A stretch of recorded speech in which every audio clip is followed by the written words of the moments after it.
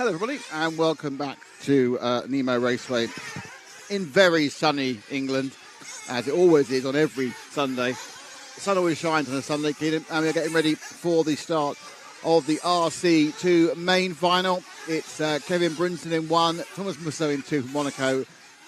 In 3, it is Maxime Cook. In 4, Tom Sartel from France. Eric Lickey, or Like, in 5, Ruben Shakespeare in 6, Billy Gridley in 7, Josh Graham in 8, Holger Like in 9, Chris Lovell in 10, Scott Walker in 11, Jason Ferguson in 12, and Tommy Dale up from the last chance qualifier in 13. So we've got 2 brothers, which is a story, but really, it's all about top 2, isn't it, Keelan? Yeah, Kevin Brunson and Thomas Musso looking really fast out there. By the way, I went and talked to the Like family. I was talking to his father. They are of Danish descent, and his father will actually be doing the 40-plus Euros, I believe? Euros. Coming up here soon. So really good to see a family affair here. Mother, father, and the 2 sons. And the father's actually a racer as well. And they're having a good time here at RCGP. As we all do.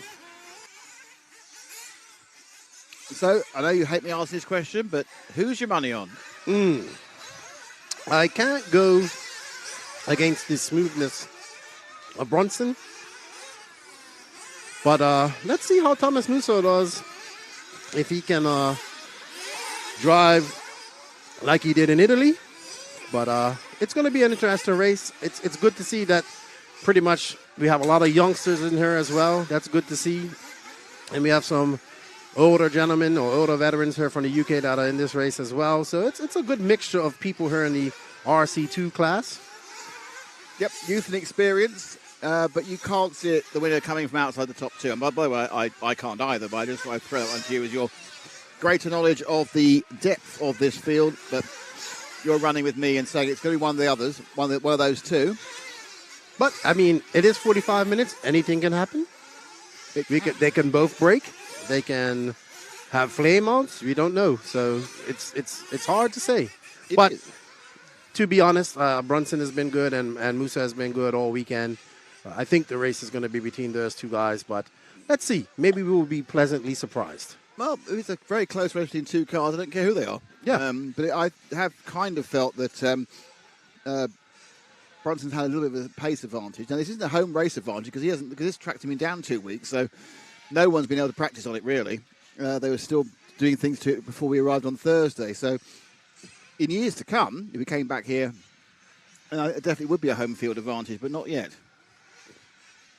Yeah, for sure. There we see, I think that's Mr. Dale. They're Ferguson thrashing away on his son's car. Maxim's dad, Pete, there. We got Mr. Likey right there, thrashing away on one of the... Steve Shakespeare in the red. Yes, that's Mr. Shakespeare. I got to meet them as well. Not related, are they? No, I asked. He said they just might be. They just might be. They're not. So a proper grid start, that should reduce some of the issues. That is, I'm assuming that's Thomas's girlfriend. Yep, it's his girlfriend. She's made the visit over.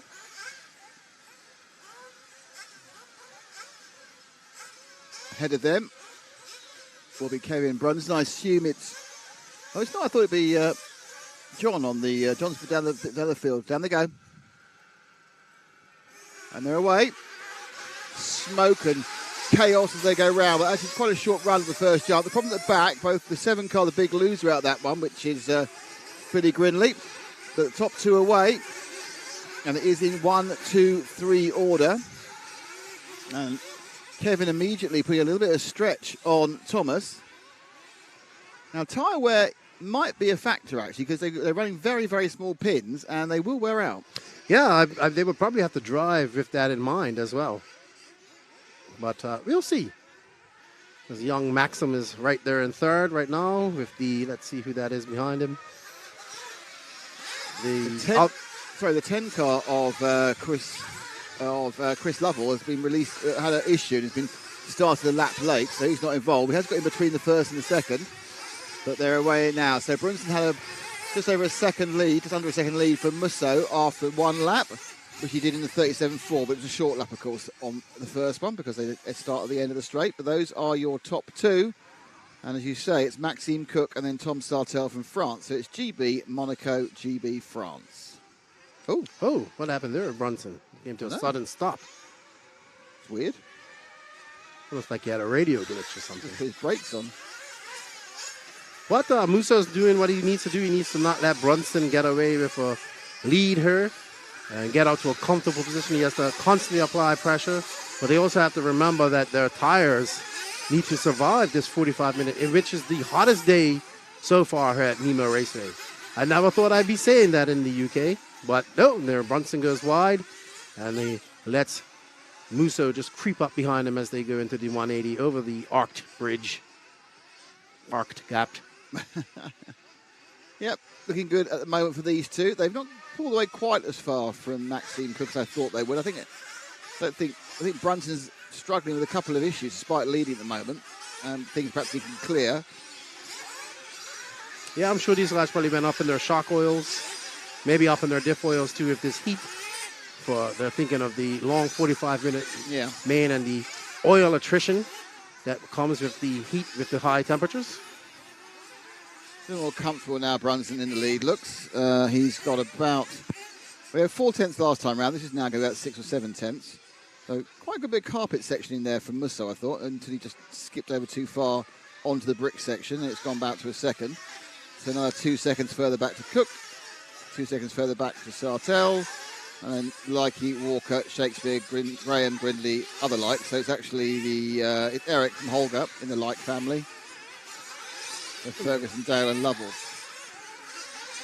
And you saw what happened to Brunson just now. He just was just oversteered slightly going into that chicane and just caught himself, and he had to actually go straight to save himself from doing a complete and total barrel roll. Probably the smartest thing. He does it again right there in that corner. Did you see that? Yeah, it's interesting. He's literally putting the thing full stop. Now, there is the option here. He may have actually given himself more front tyre than he wants to begin with. Knowing it's going to wear out, he may be arguing with the car that's a little bit pointy and not so much oversteer, but grip rolly. So using every ounce of his experience, Brunson, understand that cars will change during a long final, and being absolutely perfect at the start, not vital. Pulled out quite a significant lead up till then, this lap. Maybe he didn't Dremel down the edges like other guys. So that will give him an OPS amount of grip, but it will also help him out in the later stages of this race. So smart thinking. You have to plan for the 45 minutes and not the first 5. Robert Battier is still currently a master of that. Yep. Musso lost 1.2 seconds that lap in an error early on in the circuit. So he's now lost contact with Brunston. Isn't really able to pressurise him, which is a problem. Because if you allow Brunston to get into a rhythm, it's not going to be particularly good news for you, I don't think.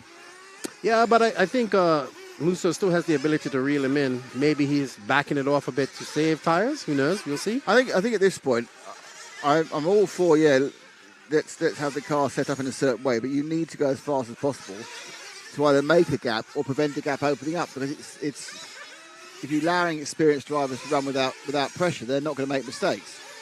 You sit on them, they might make a mistake, and that's free time for you. This is true. As Brunson seems to be settling into a groove here, and he's going through the motions. This is, like you said, this is what Musso does not want to happen, but he's not too far behind. Let's see when he comes across the loop. Let's drop back and have a look at Thomas. This next car along, number 2, multicoloured car, representing Monaco, the Frenchman. Not Frenchman representing Monaco, the Italian representing Monaco. Obviously, that's where you lose a huge amount of time doing that. Just running out wide absolutely canes your lap time. If you try and scrabble back, it's not going out wide decision, it's scrabbling back on line that takes the time. Musso is extremely fast in Italy. Completely different track. Well, a little bit more of a competition here, I would say, with Brunson. But Brunson is slowing on, or Musso is catching him up, because the lead has definitely dropped to... No, it's a back marker. Oh, okay. See, I was confused there. A car that looks very much like Brunson. The back marker. There are a few of them around. That is the number 9 car of Holger Like, who hopefully is getting a little bit of a statement in his ear, and he has. That's good driving. Well done, Holger. So that was good, because he didn't lose much time himself either. So The young lad learning racecraft very well. So multiple colours on the Musso car. He's got a bit of pink, a bit of yellow, a bit of blue. He can drive a rainbow, can't he? Musso been thrashing away all weekend, changing bodies, changing this, doing this, looking for every edge he can get. Working hard. The man who makes teeth. I think it's an interesting point you make there. We know all the RCGP guys, and I'm sure most of the RC2 people have been doing an awful lot of work. This is going to end up, there'll be a weekend that even if it hasn't gone very well, they're going to realise they learned a lot. Because suddenly you're on a sort of maximum grip situation. You're not going to come to a circuit with more grip than you have in this dark AstroTurf, or a dark, whatever it is, hockey outlining layer. So you've had to change your car. You've seen what works and doesn't work with your style in your car to make the car much flatter and less likely to roll. So, it's a really valuable experience. I mean, I'm sure some people have gone out already were just swearing under their breath going, "Shh, Nicholas, you're talking rubbish. There's nothing positive about this. I've had a nightmare." Hasn't been a tragedy, but I've had a nightmare. But it is always information in the bank, isn't it? The next time you go onto a super high grip track, it doesn't have to be carpet, just super high grip. You know some of the things to do, some things will work and some won't. And Musso is in for fuel. 37 minutes and 13 seconds left to go. So he's got one of the Corsetec engines. Yes. So Corsetec, of course, is not actually commercially released yet. It powers David Ronefalk and also Hampus Berg. It's the brainchild of Adrien Bertin, of course, the engine guru who did a lot of work with the Orion motors and their various sub-brands. I think Adrian, we spoke to him at the World, so the Corsetec launch is in the next few months, so possibly after the World, I think, and they'll be available commercially. Yeah. There's no rule about the commercial availability of these engines, by the way. Oh dear, well done. There's no, you haven't got to have like a 10,000 units available. That's not the rule. Yeah. It just has to be 3.5cc with X, Y, Z dimensions. Yeah, I'm sure Adrian is tuned in, watching how Thomas Musso is performing. I know he's been vigilantly watching the Viking as they've been in communication. You can hear David talking to him after his races. So I know that Adrian works very close with Musso in France as well. So he would want his Corsetec engines to be doing well as Musso gets by that lap traffic and is looking to catch up and get on the tail of Brunson as he has let him kind of get a gap on him. But it's still 35 minutes to go. The gap came down during that fuel stop. Yes. He gained a couple of seconds and Musso there. It's 2.2. There's that flash, but that other flash, that's Brunson each time. That flash there, that's Brunson. So it's not too far away. So Thomas is keeping Kevin honest at the moment. It's still Maxime Cook in third, Eric Leike in fourth, Tom Sartell in fifth, and Ruben Shakespeare in sixth. And I think there's Scott Walker and Billy Grinley are still in the lead lap, but they won't be for much longer. I was talking to Scott. He says, I don't care if I finish last. I've had a good day. It's not the right attitude, is it? No, that probably is the right attitude. He probably knew, like, I can't contend with these guys. Yeah, but you still don't want to finish last. Yeah, you're sitting there going, I mean, I realise it's a thing you say when actually you care desperately about where you finish and will do anything you can not to finish there.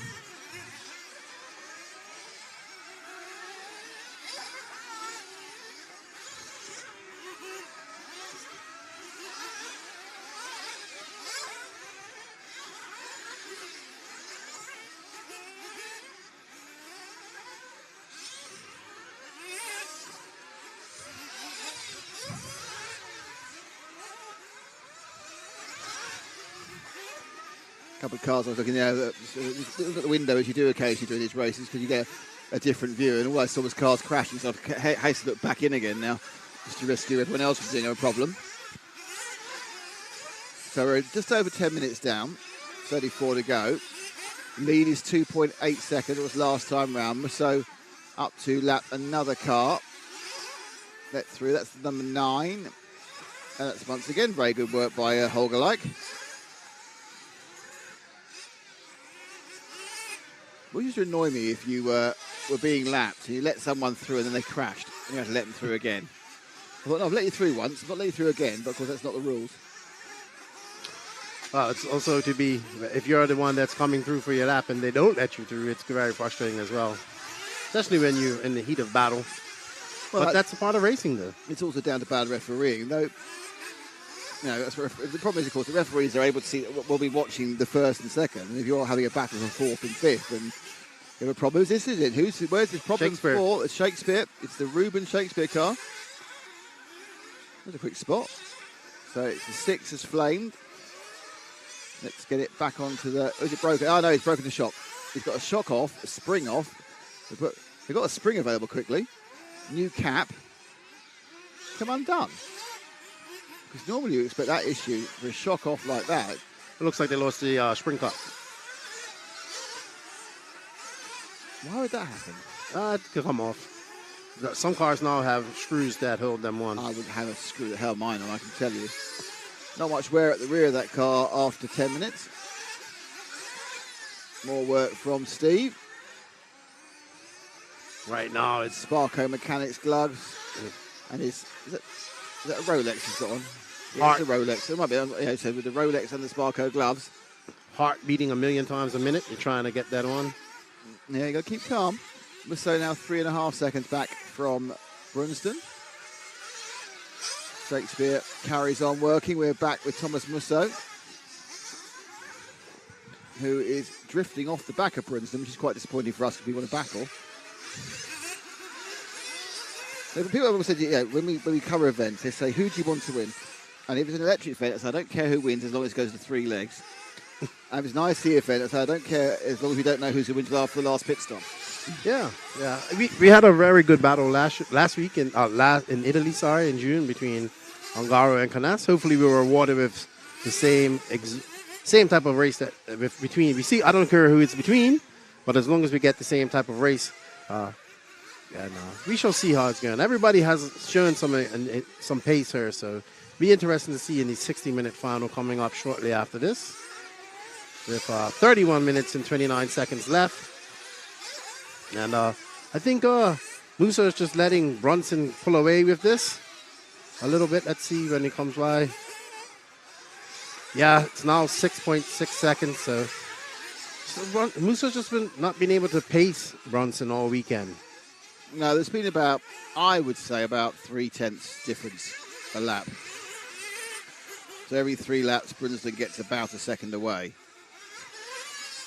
I don't know how that works out, and they've done 18 laps or 20 laps, but, it's about that, I think, if you look at the ultimate pace. Oddly, Musso has the fastest lap, it's 37.445. Brunson's best is 37.598. So in ultimate pace, Musso has it, but in rolling pace, the average, he is, of course, about 3 or 4 tenths down.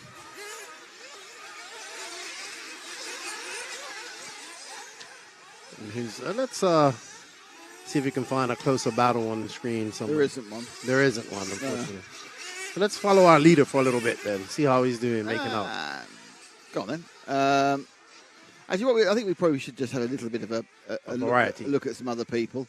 What I'll say is very risky in a final is let's pick up. Let's drop back 3 cars and see who we get. There we go. Now, the fuel stop, I think that's the 11 I think we got. It's maybe Scott Walker, I'm not sure. Now we're on something different now, aren't we?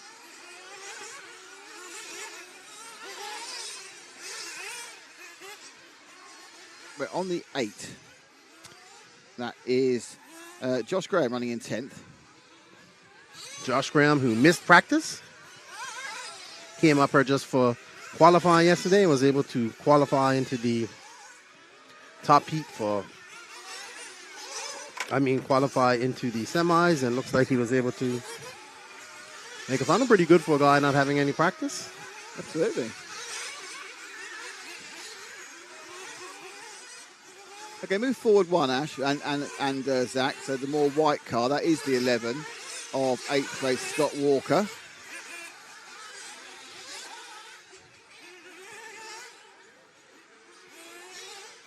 Scott doesn't live too far from here, apparently.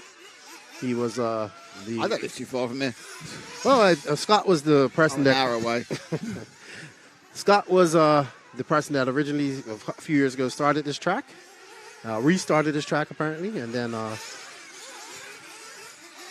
John Hazelwood took the reins over.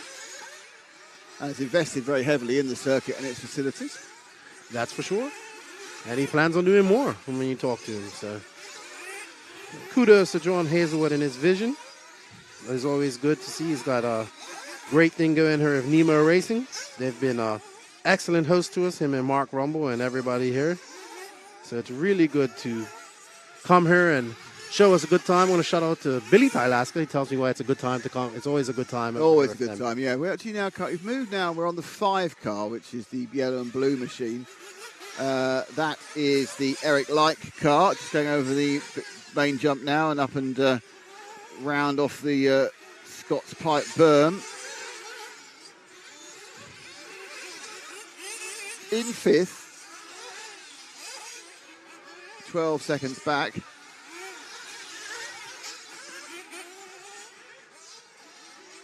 Musso is now 20 seconds down. What happened there? Wow, he's definitely falling off the pace. So. We may be a pit stop out of sync at the moment, but even so, that would still be 12 or 13.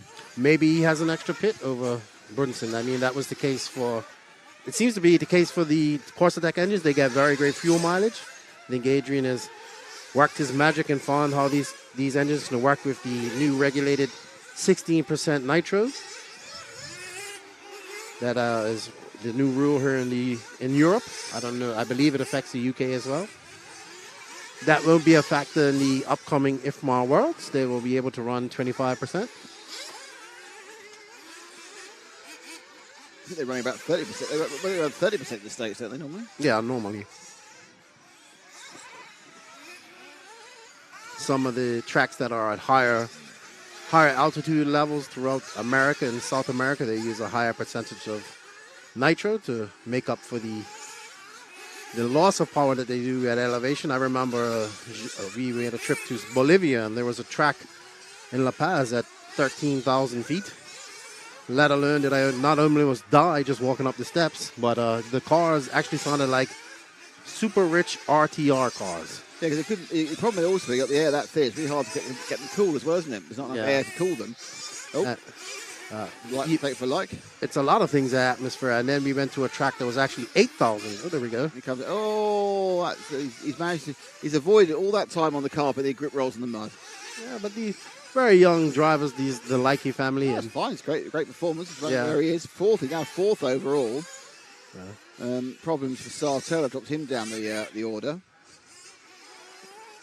Tom Sartell, the younger cousin of Jerome Sartell. Famous racing family out of France. Jerome also the S-Works, I want to say the S-Works France manager or S-Works Europe? I think S-Works Southern Europe manager, I think is what Jerome is.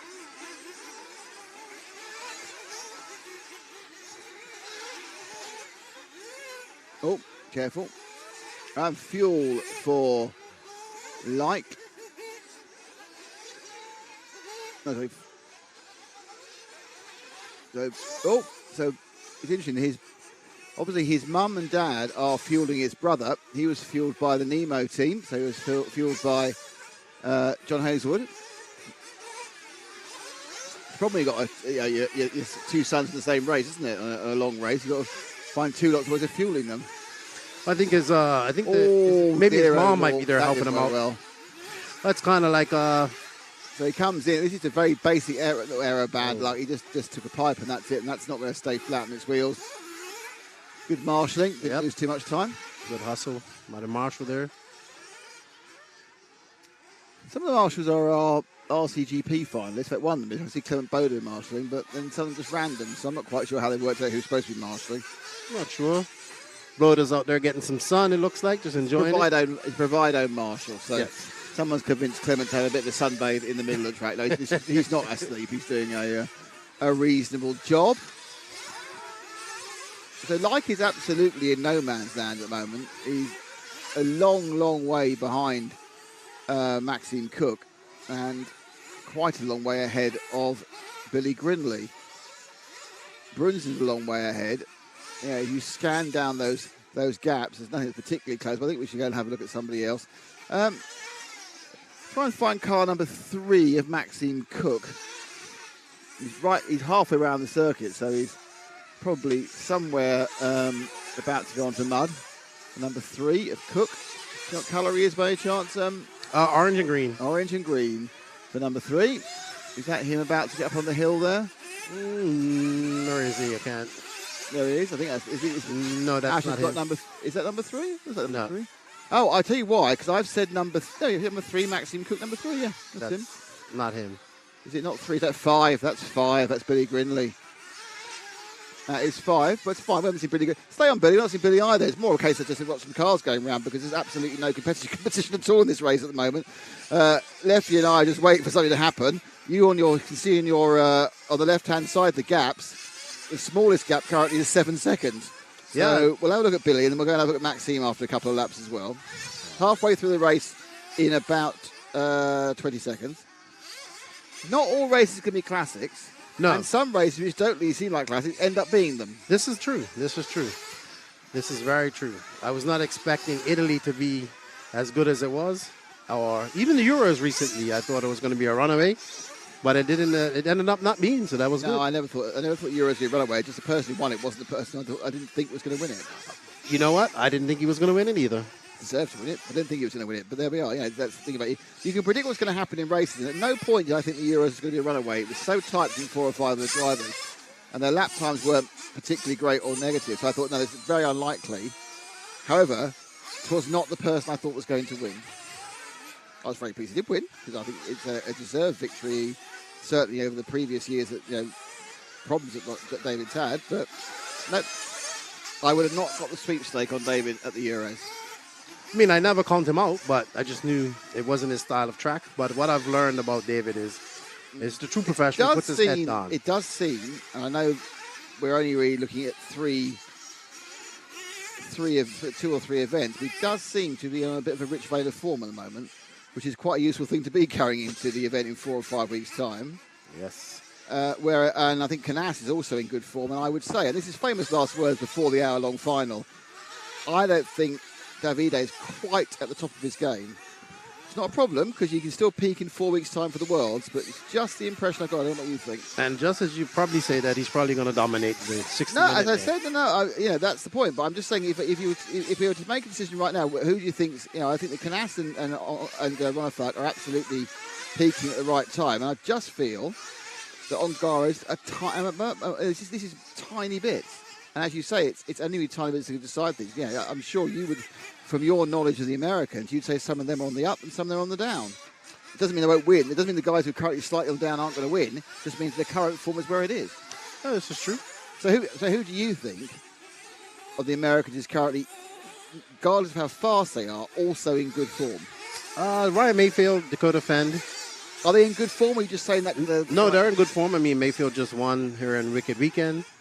Dakota Fend had a DNF, I believe, through, I don't know if it was tires coming unglued. And I would say that Ryan Lutz hit some good form. He came second. So it's always a man we can't count out of these races. And so we should see. And then my biggest, I wouldn't say surprise, but I think one of the guys in very good form that's young and is taking the RC world by storm is young Mason Fuller, Team Fuller.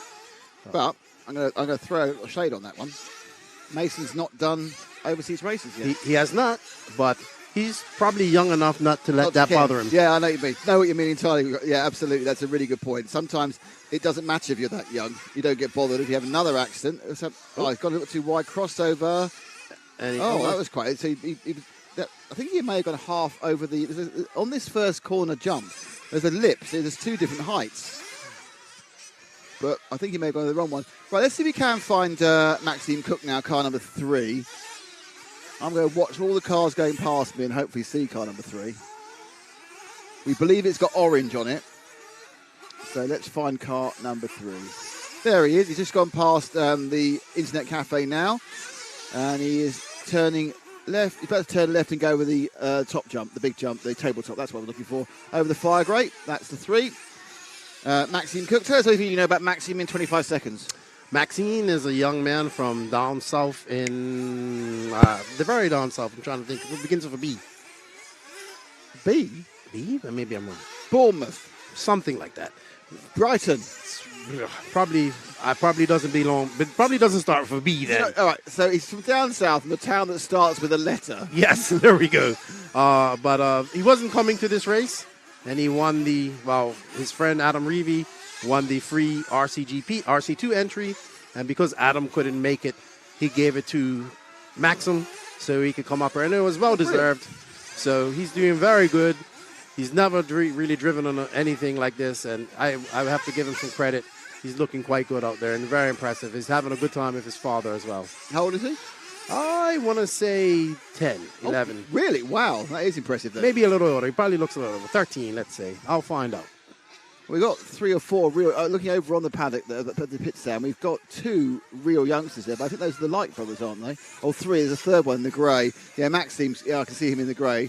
Yeah, that's Maxim. I reckon Maxim, he's probably about 12. Yeah, I would say that. And the 2 Likies, I think the younger one's probably 9 and the older one's 11, just by looking at...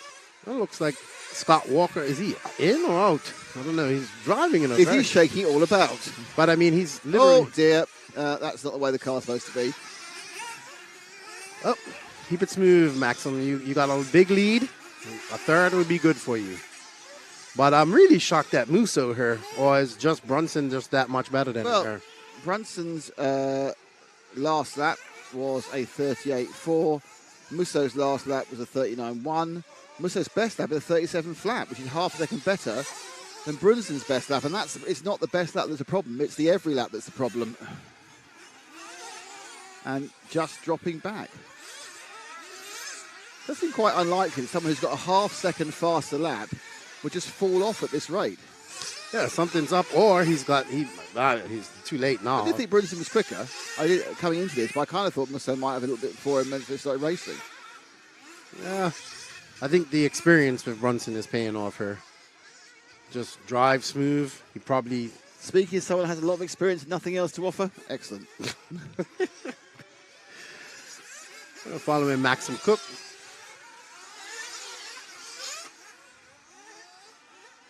16.5 minutes to go. I'm not sure that's a third the race. It's just under a third. So Maxim's had a few laps of love. Have we not seen so far? So we've seen that. We need to see Tom Sartell. That's the bright green car. The bright green car is Tom Sartell. Actually, I think it might be 2 bright green cars. So I think it's possibly we're looking for car number 4 in the bright green. I wonder if this is Tom Sartell who's crashed right in front of me here in front of the Internet Cafe. That is him. Yes, it is. And you broke him. I've done him. I think I've done him by going to him. He's just stopped. Oh, he's had some rotten luck all weekend. I've seen. I wonder if they can restart him with this Mugen Seiki there. It might just be a rock in there. But this jump has caused a lot of issues for people, broken a lot of cars. No, putting fuel. Whoa, that needed quite a lot of fuel. I could see that going in on the...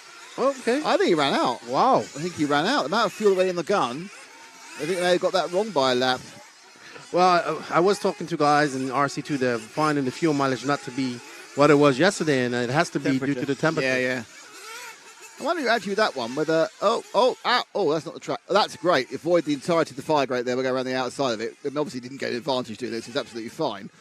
So Sartell now just goes up onto the old section of the track and rolls. And now he's going to come up and under Ash's position in the green onto the carpet and powers it through the touring car section.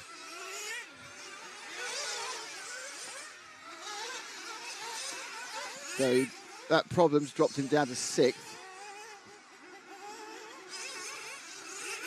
And Brunson's just out for, Musso is less in the gap. There's only 26 seconds, but... I think that's his fuel strategy. Yeah, but I just think he's too far ahead now, even if the Course Attack engine was allowing for more fuel. I'll talk to Musso after the race and find out what happened. But he still will take home the European Championship. And he's looking forward to the Worlds coming up here shortly, representing Monaco. If the other person that's repping Monaco here as well, now that I found out. Yeah, it's Maurizio Fantinel, or as we know him, Mao, the race flagger. Yeah. Mao is having a rough day today. Is he? Somewhat. He's kind of in the brunt, in the mix of all the complaints. But he loves it. He loves a bit of controversy. I think he does. He lives for it. Nice little move up the inside there, being let through because that's obviously a lapping situation. Let's see if we can move and find car number 7 of Billy Grindley. Again, I don't know where he is. He's in the early part of the lap, actually. There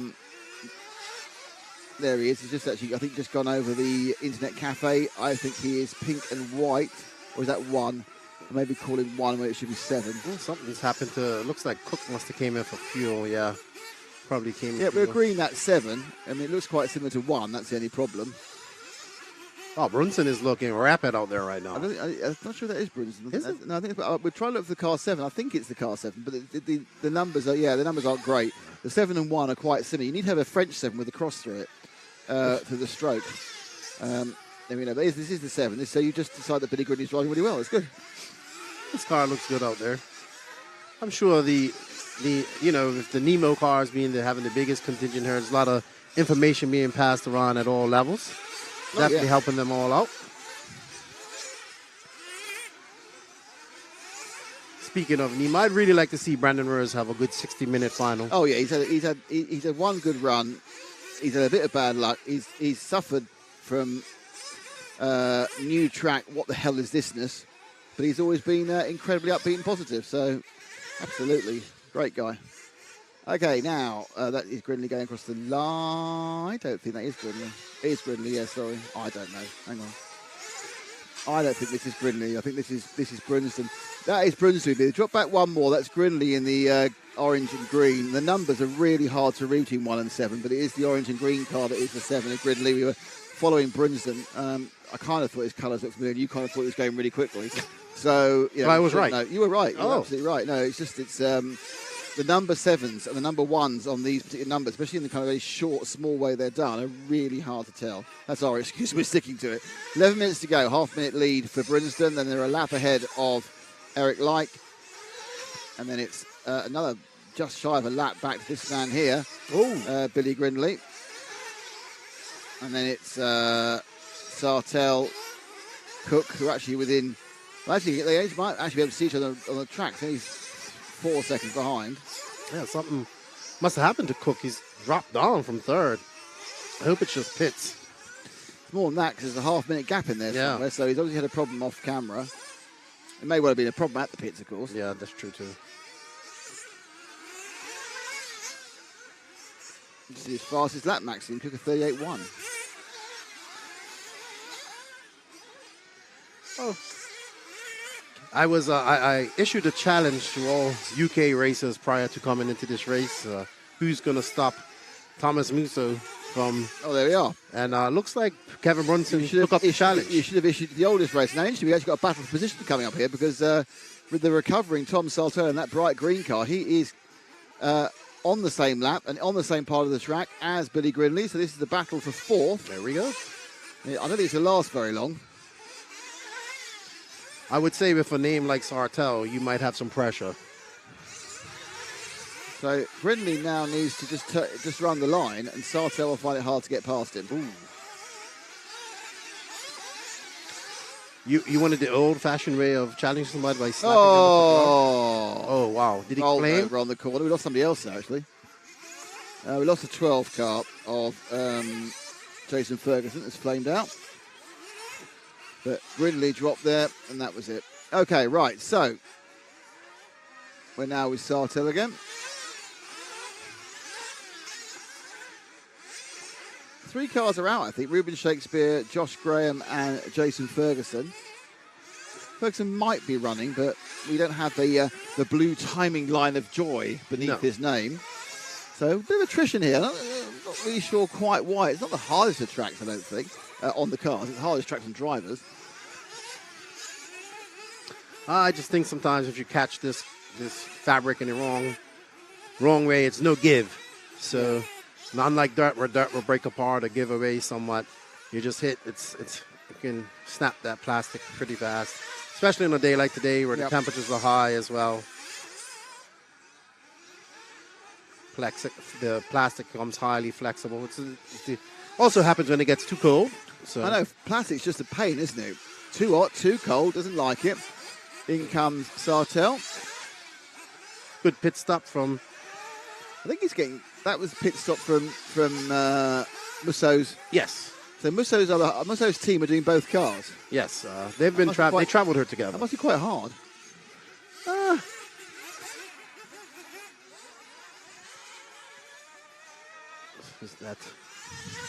That looks like Maxim Cook in front. So Grinley is Maxim must have got in front of Sartell is looking to lap Grinley. Lap Maxim. It's unsure if it's Maxim had an issue. He was looking quite fast and solid, but it looks like he had a mechanical. Whoa, that was close. Who was that? That was Grinley. That was Grinley bouncing out. You're right. That wasn't. It's on the outside there. Who's that? Came quite across that. That's the orange degree. Is that Grinley, is it? Yeah, I believe so. That's one way of getting out of the way. Yeah, that was Grinley because Young Cook has moved up to fourth. And Sartell's right behind. This is the battle again for fourth and fifth. Maxime, who had always had a problem at some point in the last few minutes, probably at his pit stop, is now trying to hold on to fourth. He's a lap behind Eric Like, who as it stands is going to stand on the podium in the RC2 against a very accomplished pair of drivers. Kevin Brunsden, that's that competition gone now, as into the pits has dashed Maxime Cook. Obviously at some point Sartell has to take fuel as well. 7 minutes and 16 seconds remain. That's not good. There's Marshall coming back through the edge of the chips. Oh, what happened there? I just kind of got too hard on the brakes and it dug down. And was that literally as a brake? I thought it was like a bump. You're right. He's done the thing that you do in a motorcycle. It's sort of stoppy, but he just kept on going with the rear of the car. It went over, so he just over braked. And I've not seen a car do that for a foot. Well, there's some bumps going through there as well. So he was probably turning his wheels slightly. Yeah, that was definitely an interesting accident. Hello, I've had an interesting accident. I can claim. Where's blame? There's a claim. Well, so it's there. Oh yeah. You see at that time, you can see the amount of weight transfer is gone. He just obviously you say. Well, the possibility is he just apply the brakes a bit harder and then hit the bump, and that took out all the suspension movement. And the car just pivots over the front of the wheels.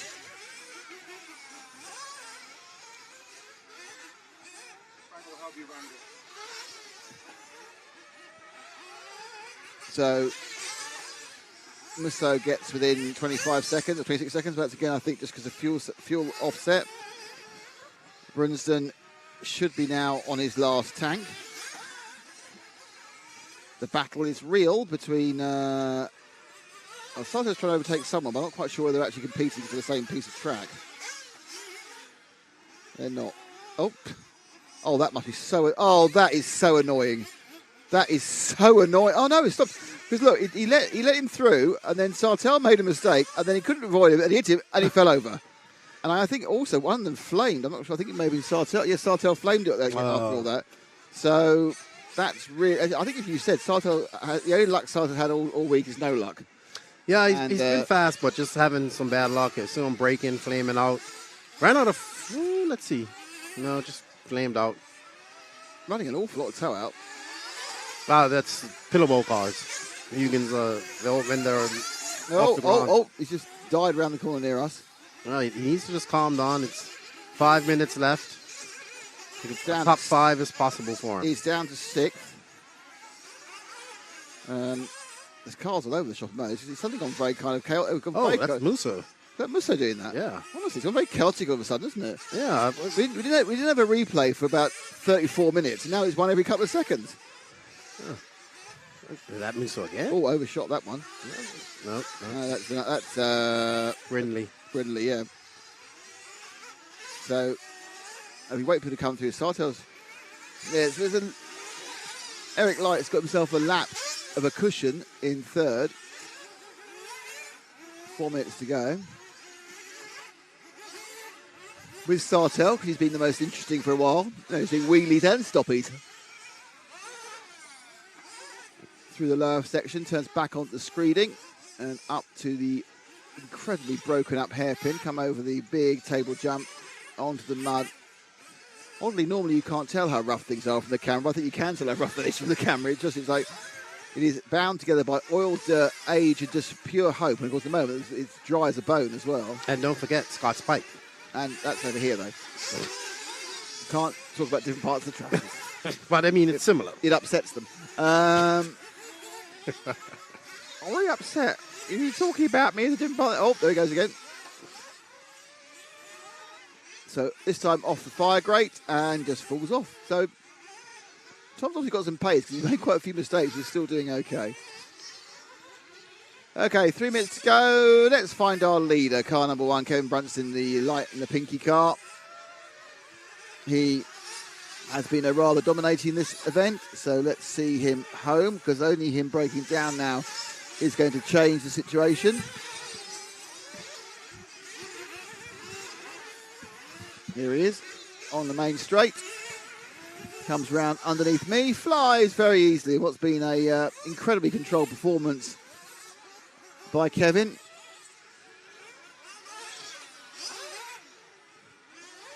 As long as that engine keeps spinning and the gearboxes keep connecting and the brakes keep braking and the tyres keep gripping, which in fairness they all should do, then this is going to be a relatively routine win for Kevin. He's 26 seconds ahead. He's really kind of measured that gap. It got up to about half a minute, 12 or 15 minutes ago, and since then he's been obviously completely within himself, driving the car home for the RC2 Event 3 final.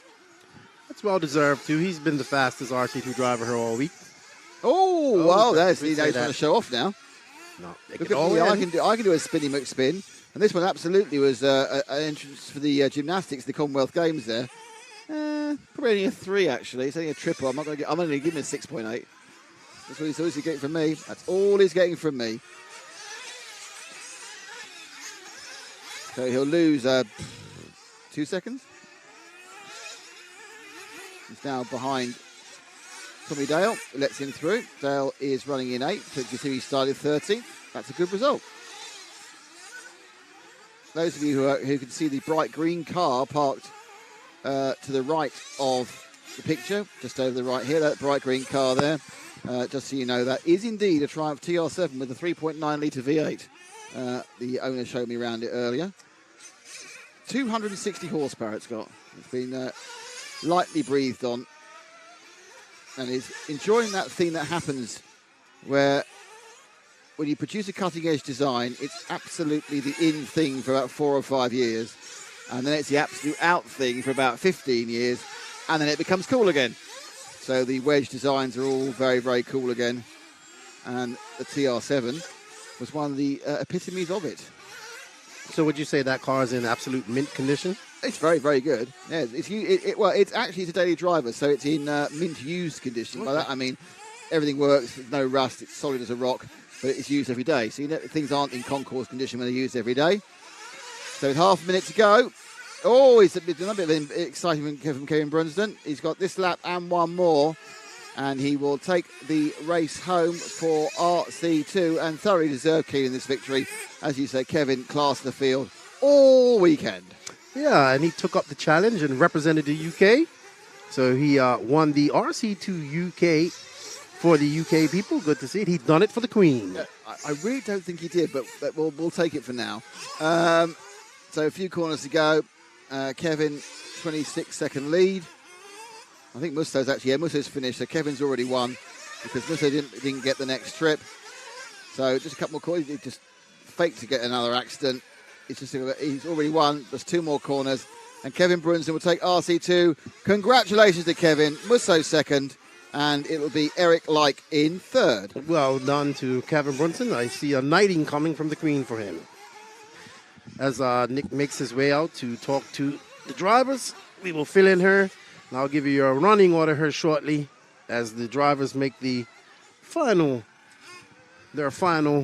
laps here at Nemo Raceway for today. Congratulations. So it looks like we're waiting for the scoring to come up here. Let's check our chat here, see if we have anybody talking in there. So everybody's getting ready for the big 60-minute final coming up next. RCGP. Emotions are high. These guys this is the last time they'll see each other before the Worlds. So let's see. Kevin Brunson in first, Thomas Musso second, Eric Leakey third, Maxim Cook fourth, Briley Grinley fifth, Tom Sartal sixth, Scott Walker seventh, Tommy Dale eighth, Chris Lovell ninth, Holger Like, Jason Ferguson, and unfortunately it looks like Jason Ferguson, Josh Graham, and Ruben Shakespeare are out of the race early with failures. But we want to say thank you to all of the RC2 drivers that came out to support us this weekend here at Nemo Raceway for RCGP. We couldn't do it without you guys. Thank you all. Coming up, it's been a beautiful weekend for most of them. We had a lot of people coming over from Ireland. Obviously, we had the Sartels and Thomas Musso making the trip from France. So it's really good to see this on British soil, some international drivers coming over, especially. So Nick is ready to have some interviews. Let's pass it over to Nick. Let's see.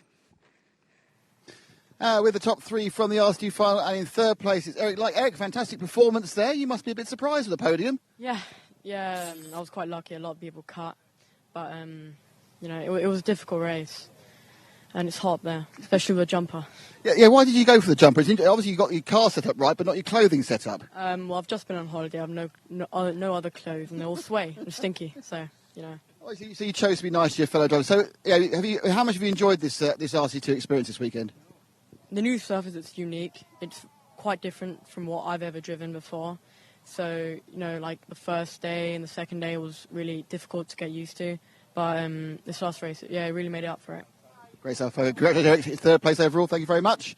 And next one we have our runner-up. It's Thomas. Thomas, you got the fastest lap, but your average lap just wasn't the same speed as Kevin. Why was that? Yeah, I changed some point on my setup, so it's not good. Too many roll, and I crashed in the pit. I lost 10 seconds, so race is over after too many concentration and crash a lot, cost a lot. So anyway, it's a race. P2 is a good point for the championship, I hope. Well, I think you're European champion. Yeah, I hope too. Let's see the US. Let's see. Well, you can always come to that as well. Yeah, I hope, maybe. Yeah, I hope so, yeah. Yeah, maybe. Depend the where and the date. I don't know. Well, the dates are out. The where still, we know the where, but we have to wait for David to tell us where the where is, you see. But so anyway, so to talk about the race, so did you find this track particularly tricky for running for 45 minutes? Was it hard work? Yeah, it's too many concentration on the track, so same like 10 scale. Anyway, it's for same. So many thanks to all my sponsor, for sure, my mechanic, and let's see for the last round. Maybe I will come. So thanks, Thomas. Brilliant stuff. Thank you. And now, just to prove that the oldies are the best. Kevin, fantastic performance. In fairness, you've been in the absolute class of the field of RC2 all weekend. I mean, my thought was, this is where experience counts. When you get a unique surface or a different surface, this is something that us more experienced people can perhaps get to grips with more quickly. Yeah, I mean, it is obviously using that experience, some of the touring car experience as well, to carry corner speed, knowing what to do with the diffs and stuff like that. So, yeah, I mean, and obviously tuning tyres to suit the track. So, but no, the car was great, so I couldn't want any more. Quick question. A couple of times in the early laps, you came round this, what we would call the touring car. You just came to a dead stop. What was that all about? Yeah, the brakes were sticking on. So I've had to drive most of that run without using the brakes at all. Right. So if I braked more than about a second, they stayed on, and then I had to accelerate to get them back off again. So I'm not too sure what happened there. That's amazing. So how much would you normally brake, which you weren't doing? Was it a case like a lift and coast situation? You use the brakes lightly, so you just coast in on them. So don't use them heavily. But yeah, I mean, I was coasting in on the brakes and it was just stopping dead. So in the warm-up, they were winding the brakes back off trying to fix it, but it didn't. So I had to drive pretty much with no brakes. Well, even better victory. I've asked the question to Thomas because obviously it's going to play into what's coming up next, which is the RCGP final. How hard is 45 minutes of concentration on that track, which is always trying to get you? It's extremely hard. I mean, my eyes are killing me. Towards the end, I was getting quite blurry vision from where they were watering so much. So, yeah, it's going to be tough for them for an hour. Great stuff. Okay, congratulations. Well done. Thanks for doing it for the older guys.